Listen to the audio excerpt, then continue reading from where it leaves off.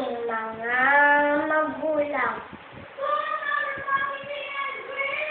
Kayo ang dahilan ng aking tunga. Ako ay nabuo sa inyong kalinga.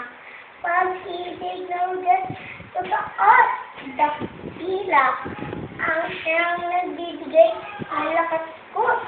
Bigla, sinubog ang aking damdamin na diwa. Kasama ko kayo ng isipot, luha, sa aking pagtulog sa gabing madilim. Nagbabantay kayo hanggang sa mingkig. Hindi yaya at lamok ay kagati. At ang pilit sa kawitin. At kung ako may tuluyang magising, nakangiti kayong salubong sa akin.